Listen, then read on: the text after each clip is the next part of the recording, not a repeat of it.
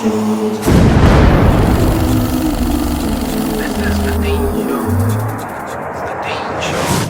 alhamdulillah, peace be with you. Welcome to The Dean Show. My next guest, an amazing, exciting show for you today. Native from France.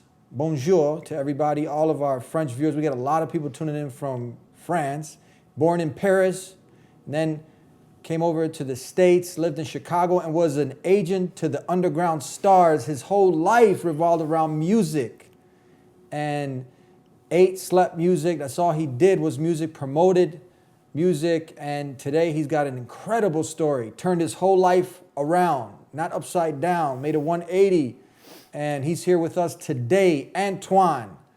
And we have an incredible story for you. Don't go anywhere. We'll be right back with my next guest here on The Dean Show. This is the Dean Show.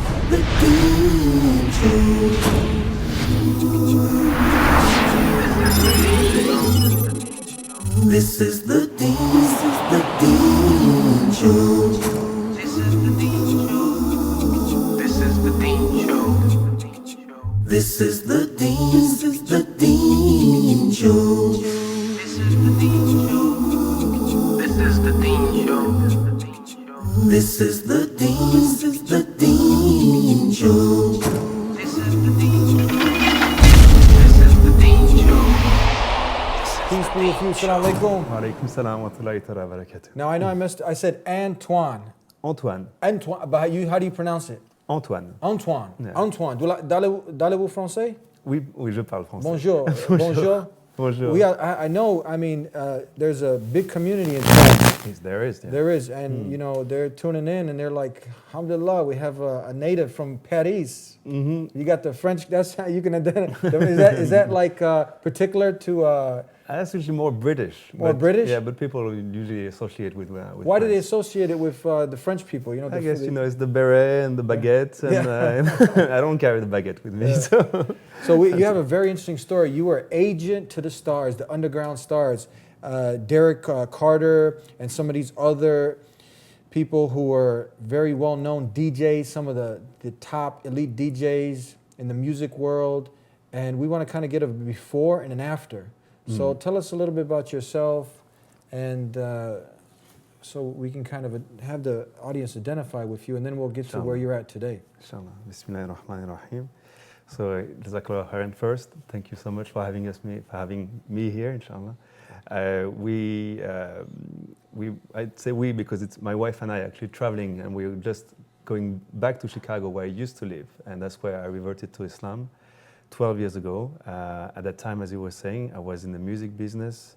I was bringing basically French DJs to the US, French DJs and musicians, and the other way around as well.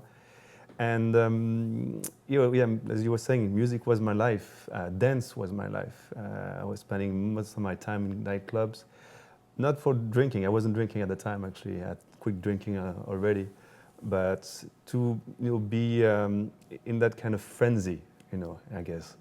And Chicago opened up its arms for me, and so I worked there for a few years. But I guess I was also developing on the side some, I wasn't satisfied completely, of course. I was looking for something else, and even though I was physically involved in a lot of things, spiritually something was missing. There's a big void, you could say. There was a void, definitely. Isn't France known for now being people go to France for that romance, and it's kind of linked to, you get away, you got French wine, French women, and it's just kind of like, the big party in France, romance. Is this kind of, is this correct? There's a part of it that's correct. It still has, a very big fantasy. Fantasy, that's what it is. People create a fantasy around French, the French language. But you, obviously you were living that whole lifestyle and you weren't happy.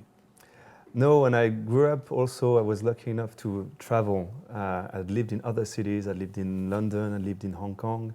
I'd seen other parts of the world, and for me, it all eventually it goes to the same materialistic view of things. You know, our world today is just the same pretty much everywhere. Yeah. So even this fantasy about France, you know, when people get to Paris, they understand that it's no more. No? No, unfortunately. Is that is it the French president also who was kind of also just chasing his desires? Is that the one? And he was hiring prostitutes, and is that the French president or which?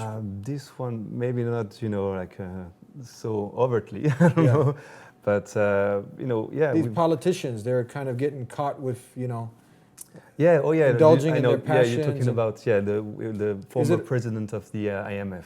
Okay, yes, okay. Who was going to be the next president. He was going to be the next president. Yeah, that's true. Yeah, Okay. Yeah, astaghfirullah. Yeah, it's crazy, right? So you see people, I mean, indulging in their desires. You were, you know, living, numbing their minds with, you know, either drugs or alcohol. Yes, I was in the middle of that. Yeah, you were in the middle of that. I had some clarity because I wasn't taking any drugs or drinking. But I guess another way of numbing yourself is, you know, through any kind of addiction. And music to me was an addiction. Dance to a certain extent was an addiction as well. I had to have that, you know, that inner rush, you know, like you can get in sports or you can get. So I was kind of hooked on that. Mm-hmm. And alhamdulillah, you know, Allah Azza wa Jal made it so that I get injured, actually. I got injured. I couldn't perform what I was doing before. How did you get injured? Doing martial arts, actually. So you've done martial arts also? Yes. Capoeira, is that Capoeira, right? Okay. Yeah, I was playing capoeira here. Yeah. So, yeah. So you get injured now. Was it kind of a match that you had or just during some regular training? You know, just during training. Okay. Yeah, and, you know, as something snapped, actually, in my back, I had to, you know, take a rest for a long time. And it happened so that at the same time, I met this brother here, Farid, who, you know, I must say, you know, send him my biggest salam because, you know, to date he's still my biggest friend, my best friend. So you met a Muslim now? I met a Muslim, yeah. Okay. Yeah, he's a French-Algerian Muslim. Okay, but before that, were you involved in any kind of religion? Not much. I was looking at different philosophies, mostly Eastern, you know, like Buddhism, Taoism. I was more into that, basically. Yeah. You mentioned before, I think that you weren't, the whole, there's kind of a negative thing attached to religion. People don't want to be associated with any organized religion. Exactly. That at the time when I met this brother, that was what really struck me. You know, he was someone who was very free, very himself, who knew himself very well, who had knowledge about a lot of things, was very smart, and we had a lot of conversations together. And you know, he was taking me to other levels, really, of intellectualism.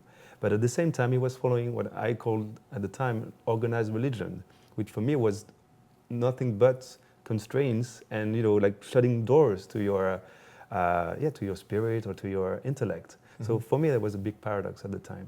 Yeah. Is it in France? What's the predominant religion there now, today? Today, some people say it's Islam. Some people, Islam. Yes, Yeah. because there's a very large population of Muslim in France, and unfortunately, you know, the Christian community doesn't practice anymore. The churches are empty. The churches are empty Yeah, in very France. very much empty. I've heard the same thing in UK and many other European countries, that the churches are empty. Yeah. Why do you think this is? Well, you know, they got caught into that individualism, this materialistic world, and they don't see any interest in those traditions anymore. And on the other hand, the mosques are full. The mosques are spinning over the streets, you know, which causes trouble sometimes. But because we're not given enough room to pray, for instance, on Friday prayers, for instance. So yeah, people pray on the streets. The mosques are full. Yeah, we're crammed, you know. Yeah. In the mosque in Paris. So how do you go from not wanting to follow any organized religion, and then you come to Islam? So first, because of that meeting with this brother, you know, that set idea that I had in my mind was slowly changing. You know, I could tell there was something else in Islam that actually provided him with the right basis, the right structure for him to blossom, you know, just in every direction. That's what Islam is all about. It gives us this strong basis, basically. And then on the other side, so that was more like, you know, like the intellectual side of things, the theoretical. And then I also started feeling very, you know, like different pains in my body. And at the time, I talked about it to his brother, and he said maybe, you know, Islam can do something there for you as well. And that's where I started actually having ruqya done on me. That's the healing with the Quran. Quran. You can actually do that. Yes, yeah. yes. Yeah. And for me, that was very, very strong, because the first time I actually heard the Quran, I didn't speak a word of Arabic. It was someone actually he had brought in, so I didn't know him. I was sitting on a chair. He started reciting, and I started shaking. Yeah. And I started actually moving the way like he was telling me to in Arabic, but I couldn't, understand a word. Yeah. It had a profound effect on me, like physically, emotionally, aesthetically as well. I could feel something in my heart opened up at that time. I had this, that it was just something very beautiful that was just coming to my heart, that was touching my heart, and from then on I was hooked, I guess. I could tell that I needed to go and dig further in that direction. So that has never left me since then, basically. We're going to take a break. Right now, what you can do is actually type in, if you're close to a computer, type in Quran recitation and just listen to these words. Powerful. You might not understand them, but you will feel the effects, definitely. Quran recitation, and you can see if you can identify with what he was talking about. And we'll be right back with more to talk to our brother all the way from Paris. We'll be right back with more here on The Deen Show. It's like, when did you think that you had no purpose? Are you worthless? The value comes from purpose.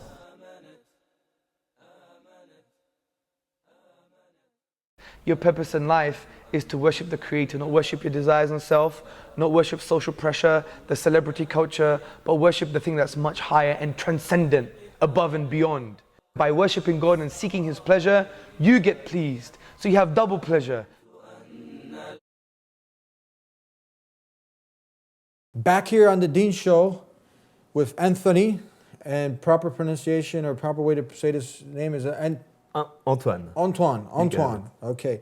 So Antoine, nowadays you see that when we mention religion, people have this distance. They distance themselves from any organized religion. And then you mentioned something about the Quran. It had this effect on you. Yes. Now, many people don't know that Islam really calls you to think, to use your mind. It's a thinking man's way of life. This Quran ponders you to think. The Creator is challenging mankind. If you say that this book is from other than the Creator, find one discrepancy, contradiction. As in the other man-made religions, you will see contradictions, things that don't add up. So people just leave religion altogether. You said that now that the Quran had a profound effect on you, and you went further. Was there mental intelligent stimulation that came after this? That when you looked into it. Of course, but I was, at the time, I wasn't speaking Arabic, so I was going through translation. And I must emphasize here how important it is to learn Arabic. I was actually, for a long time, I've been struggling with it because of the effect it had on me. It was hard for me to open up a Quran. I could feel, its power, I guess, its healing power. So it was very much, like in a room where I would be learning Arabic or listening to Quran, I would have to leave. It would be too much. If people were reciting around me, it had this profound effect on me.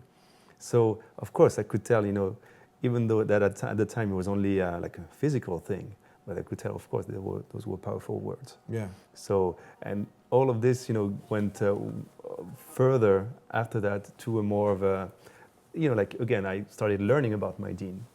I was able to access this theological institute in Paris and, learn about all we know about the Sirah, about life of the Prophet Sallallahu Alaihi Wasallam, about fiqh, about Arabic eventually.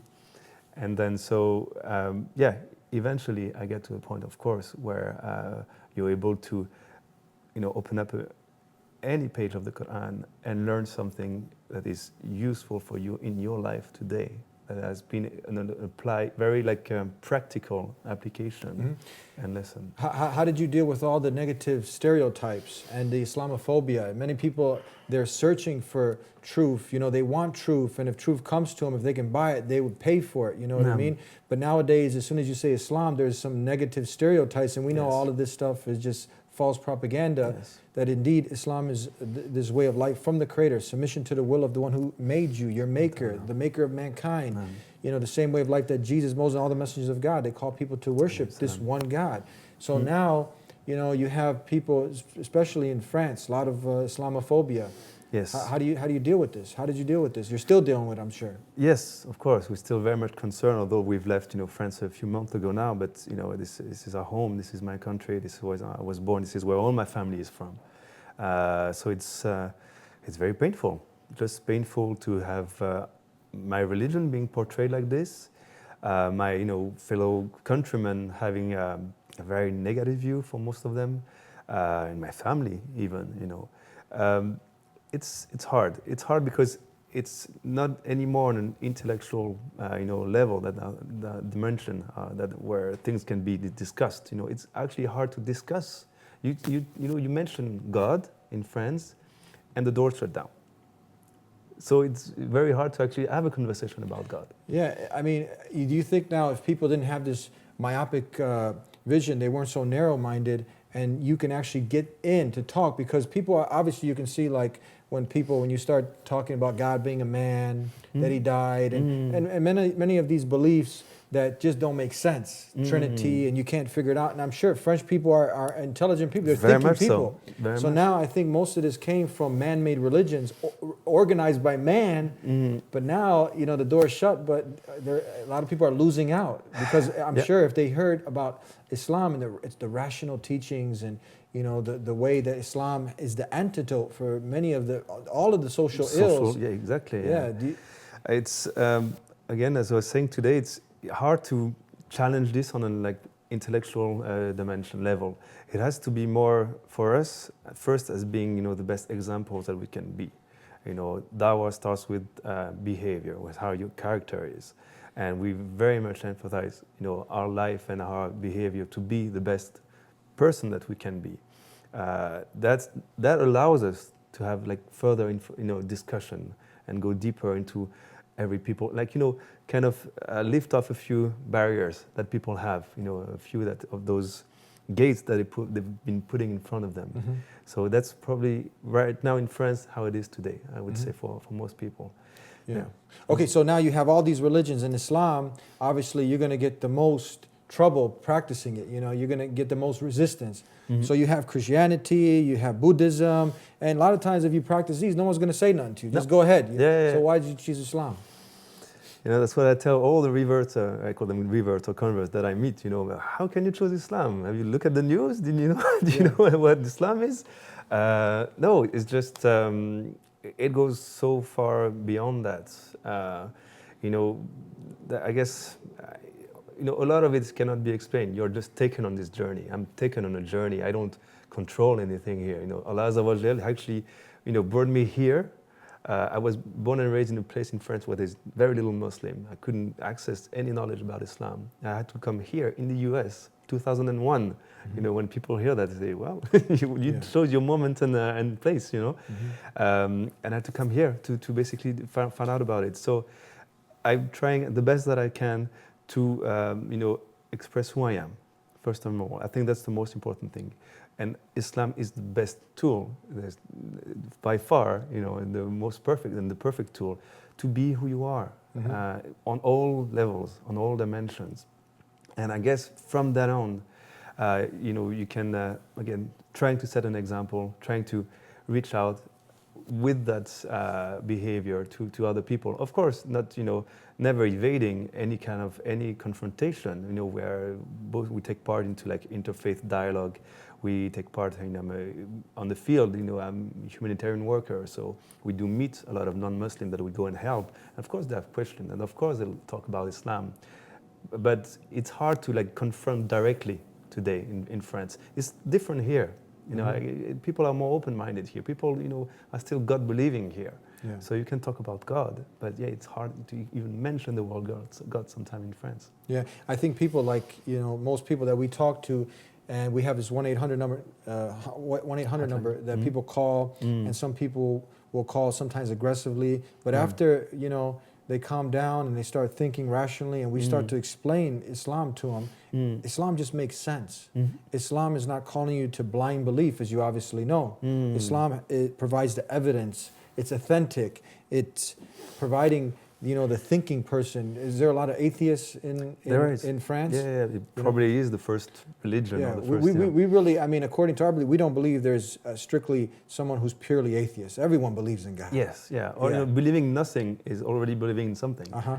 So there's already a belief there somewhere. You just have to work on how find the right words. Also, we're missing a lot of the right words in France to being in French. To be explained about Islam. A lot of people are just ignorant. It's just mostly ignorance. Yeah. So that's the first thing, and then the second thing really is having a that broader view of how being in your environment, being the best that you can, and setting an example and trying to be, Islam has taught me that I can have a very critical mind about what's happening around me. It gave me those tools, how to analyze the society I'm in, the environment that I'm in, and trying to bring solutions. And it's true for me, that example in trying to bring solutions, and they're going to say, hey, this guy, he has a few ideas that maybe not, that could be interesting for everyone. And where does he take this? From Islam, from the Sunnah of Rasul Sallallahu Alaihi Wasallam, and from the Quran. Yeah, we're going to take a break, and then we have some more questions before we come to an end. Obviously, people were out there, and depression is on the rise, suicide, and people have money, but many people are unhappy. Are you happy? Alhamdulillah. So I'm Muslim, I cannot be happy. Definitely, and if you didn't know, Jesus was a Muslim, Abraham was a Muslim. All the messages that the Creator sent were Muslims, ones who submitted to the Creator, not the creation. They didn't worship anything but the one who created creation. That just makes sense. We'll be right back with more here with Antoine here on the TheDeenShow. We'll be right back. Everybody, deep down, they believe that there is a God. Yeah. And as much as they deny it. If God exists, and He does, if God sends prophets, and He does, if God reveals books, and He does, should He not tell me how to live my life? Doesn't that make sense? They feel more secure and safe now inside the religion of Islam than they ever felt out in the streets. But the best way to bring true, profound happiness, true, profound peace, true, profound tranquility is by following the guidance that God has given. La ilaha illallah, la ilaha illallah. See for yourself what Islam has to say, because it really is the path to happiness and truth in life.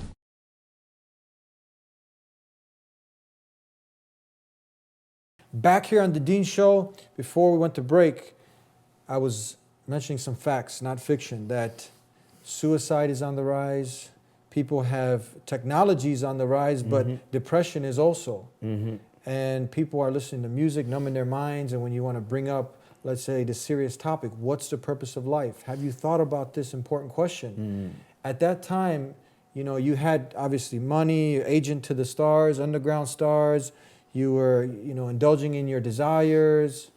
There was a point where you're probably not even, this question, if someone asks you purpose of life, it's far from, thinking about it, right? Enjoying it, I guess. Just enjoying it. Yeah, that would have been it probably. So if someone asks you, look, life is short, just get all you can right now because that's it. It's done. Just, I guess, yeah. What would you say to them? Well, so today, now that I have different take on things, life is short. Every breath counts, and every breath today, actually in our cities even, it's hard to breathe. This even gets hard today.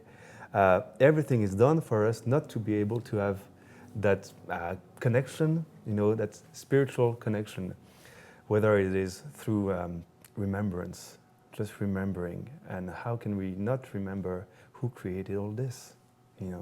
Going a little further in our reflection, all this is given to us at any minute. Every breath is given to you. It's a blessing.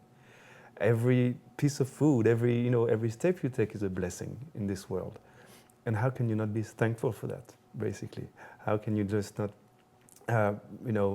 think, okay, all these people, talk about the energy going through, or this everlasting thing goes around. But this has a creator too. All this, you have to go back to the creator. You have to go this one step further, higher, to the creator of all things, and be thankful to him, because he's the one who created all this. You cannot be thankful to all this. This is creation. This is not the creator. Mm-hmm. So that would be probably my that's where it starts, being grateful and thankful. And not being too proud to turn to the one who created you and to thank him for all the breath that you mentioned that we breathe. That's a blessing. If people right now, they can just hold their breath, see how long you can last on your own. You can't. It gives you all this, but we don't even think about this. We are, as we were saying, numbed, but not only by music. We're numbed, in the city life also. We're numbed by TV. We're numbed by all the screens. I haven't had a TV for 10 years, more than 10 years. When I go to someone's place, I'm totally hypnotized by it. So I can tell it's a powerful tool, a very powerful tool. The media, right? And just the screen itself, screen, because you'll be looking, it's your reptilian brain that goes and see movement and light. That's all it needs. And then it get distracted. That's distraction right there. That's already like starting to worship something else. You're just fascinated by something that's not Allah. So for me, that's that our society today has a lot of struggle, a lot of traps. So if someone says, how can you give up music? I mean, people go to sleep to music, alarm to music. That's all they think about. Making a new CD, put it in the car, blasting it, and just you don't think about this reality, purpose of life. And going beyond the partying, the playing, and amusement. So what if someone's telling, how can you live without music? I was right there. I was just having music 24-hour a day, and I quit like this. From one day to the next. I threw all my records. It was, it wasn't very transitioning, but I had to, make room basically. So I did, and alhamdulillah, I feel so much better. And that leads me to just other places now, places where silence is important. Where you can hear yourself think, just be able to connect with Allah. That's why we're traveling now, actually. Yeah, a lot of people can't do that. They can't bear to be by themselves because of eternal pain kicks in. They have to be around people. They have to be in the pub, in the bar, drinking, taking some substance because there's a void and they're filling it with the wrong things. Have you noticed that? Very much so. And I'm trying today to fill it with the right things, basically. That's what we're trying to do. Fill it with what the medicine that the Creator has given us. Yes, it's all around us. It's all around us, and especially in nature. That's my big thing now, is to go the way we're traveling now. So we told you we're on Hajj, actually, my wife and I. We're traveling to next year's Hajj, touring around the world, meeting a lot of mothers, brothers and sisters, and also spending time in those places what they call organic farms, where people there, they're very close to Islam, mashallah, because they have that direct connection with Allah Azza wa Jal, and they're very much there. And I think for us, one of the main solutions is out there, actually, in those places, in that kind of lifestyle, because what's coming today, as far as the economic crisis, as far as the social crisis, everything is coinciding right now. Our iman in the cities is weak. When we go out, it gives a full other meaning, basically, to what we're able to practice, to pray in nature, to have your forehead on the ground and the earth. It's nothing comparable to that. Appreciating, the Creator by looking at His wonderful creation. Exactly. Isn't it? And you just get flabbergasted. All of its, peoples, He created us in different tribes so that we can meet each other. That's what's said in the Quran. And that's what we're doing, basically. And we're very so now, before we leave, you're also traveling the world with your wife. Yes. And you started now, and your final destination, God willing, is where? Mecca. Mecca, Hajj. Mecca, inshallah, Hajj. To the first house of worship built by Abraham. Inshallah. Yeah. Yes. Adam, even, even going back further. So that's your destination now. You're going to travel the world. Yes. Amazing. From, we started in France, Europe, Iceland, Greenland, the US, inshallah, South America, and then New Zealand, inshallah, Australia, inshallah, through Asia, inshallah, and then to Mecca. Yeah, inshallah. Beautiful. We got to go now, but there was also, I forgot to mention in the beginning of the show, there's a famous UFC Ultimate Fighting Championship fighter, Georges St-Pierre? St-Pierre. Yes. Now you guys, you speak the same language. We and do. to many of the, you said like, look, now we've got a lot of people's attention. They're listening, and hopefully we can get someone get it to him. And for all the other French people now, what would you, now that the door is open, what would you encourage them to do? So to In George, French, go ahead. To George, yeah. À Georges et aux autres que ça peut intéresser, Dieu vous a donné cette chance d'avoir la santé, d'avoir un corps et une énergie qui vous permet de faire toutes ces choses admirables et extraordinaires. Dieu est capable de l'enlever aussi, à tout moment. Cette énergie, elle ne nous appartient pas, elle nous est donnée. Et juste avoir cette humilité, peut-être se rappeler ça, se dire qu'à tout moment ça peut partir et qu'il faut se dépêcher. Il faut se dépêcher de se rappeler et de remercier. C'est tout ce que demande Dieu. Dieu n'a pas besoin de nos prières. C'est Dieu qui nous donne l'occasion de se rappeler de lui pour nous, uniquement pour nous donner la possibilité d'accéder à un monde encore meilleur, Inch'Allah. Beautiful. God willing, that message gets to him and everyone else that understands the French language. Thank you for being with us here on The Dean Show. Jazakallah khairan. Well, yeah. Thank you so much. Thank you. Now, this is a very important topic, that many of us were neglecting. Purpose of life, why we've been created, and we shouldn't have apathy towards this. We should really think about it, and you want to model someone after someone who's successful, someone who's made $1 billion or $1 million, and then you look, okay, how'd they get there? So how did this person that lived for music, that was an agent to the stars, who just engrossed himself in materialism, now he came to this wonderful way of life that's based on reasoning, logic. Let's put aside all of these callow and just senseless arguments that are made by people. Islam, we obviously know, has nothing to do with all these things that are affiliated with it. Get to know it from the source. Meet a Muslim, ask these important questions, and really use your mind that the Creator has given you and weigh it out. It's easy to close the door on this, but open the door up and see what's behind that door. Really get to know this way of life that is from the Creator. It's not an organized religion by man or men, but it's organized by the one who created man and woman and everything in creation, the one who created creation. And I guarantee you, without a doubt, it will bring that peace that you're looking for into your heart. It'll be a new beginning, a new start. Follow us on Facebook, or like us on Facebook, follow us on Twitter, and tune in every week to The Dean Show. And I mentioned that suicide and the antidepressants, are on the rise. The pharmaceutical companies are making millions on people's depression. But why stay depressed? So start right now. I'll leave you with some homework. Look, ask your Creator to guide you. Real simple. Not a man, not a woman, not the creation, but raise your hands up, prostrate the way that Jesus prostrated, and ask the Creator alone. That just makes sense. What's eternally built inside you is identifying with this. Ask the Creator alone to guide you. Establish a direct connection. Even the stars such as Oprah Winfrey and many of these billionaires, they meditate. They meditate daily, 10 to 20 minutes in the morning, 10 to 20 minutes at night, to awaken this spiritual side in them. But you can do something even greater than that. Take time to thank your Creator for all the blessings, for the air that you're breathing right now, and all the countless blessings that you get throughout the day. Too many to enumerate on.